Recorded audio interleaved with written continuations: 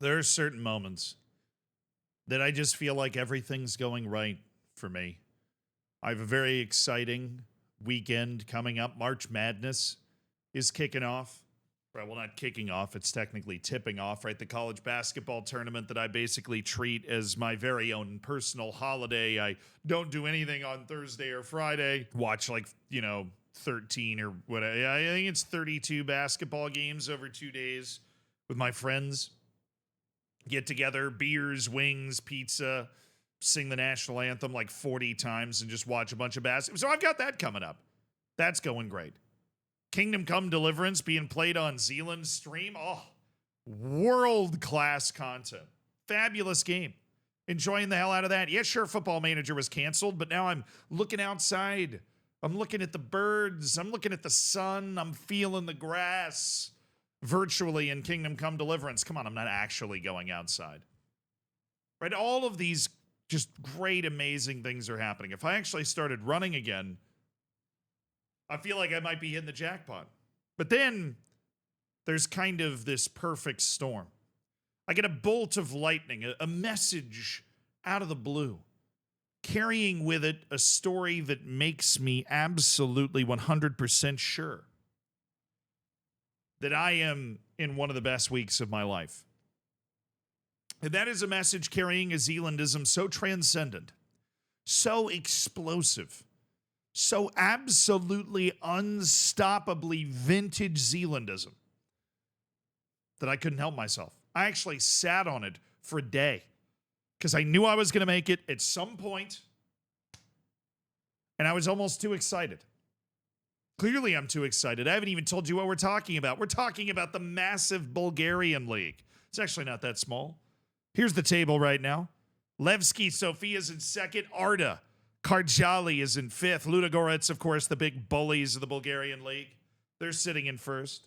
But this is a league that, Ludogorets can make the conference league knockouts and nobody would bat an eye. Levski Sofia could try to make a similar run. I don't think anybody would bat an eye either. These are competent teams, high-paid professionals, and more importantly, high-paid front office and stadium staff, particularly for Arda Karjali. You see, Arda Karjali, right? They finished 8th in the league last year. They're 5th this year. They're competing for a European position.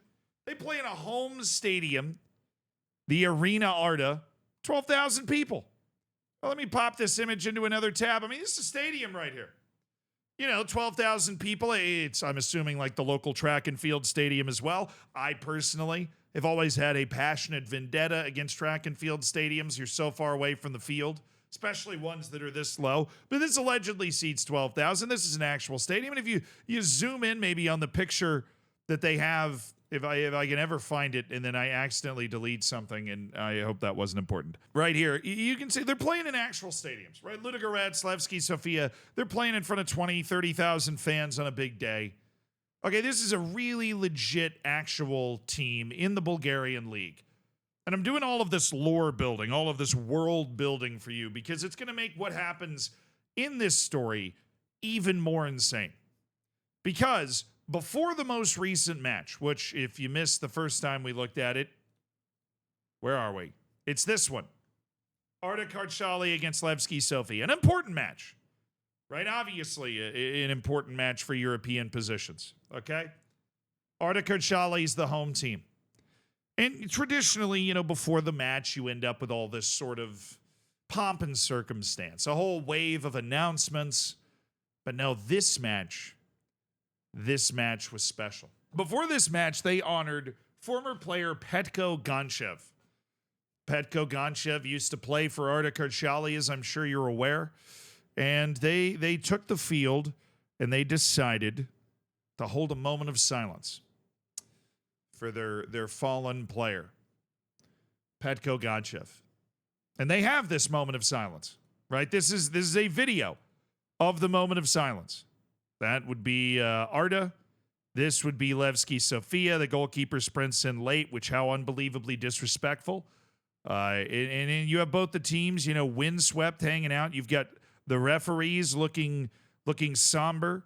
You've got the goalkeeper for Levski Sofia looking sheepish, obviously. You've got fans in the stands, perhaps remembering the great Petko Gonchev, they're standing, right? You've got other Levski Sofia players wondering who this guy is. You've got an entire stadium full of people, fans wearing the jersey, honoring Petko Gonchev, and then they all sit down, right? There is only one issue with this moment of silence. It had nothing to do with the actual moment of silence. Petko Gonchev is alive. He's not dead. I don't even begin to know how that happens. I don't know.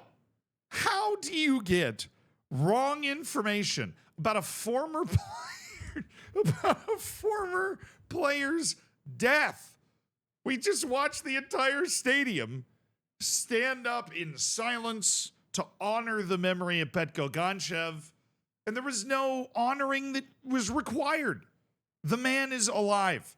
The official statement was, the management of PFC Arda would like to express a huge apology. Yeah, the former Arda player, Petko Gonchev, and his relatives after the club received wrong information about his death.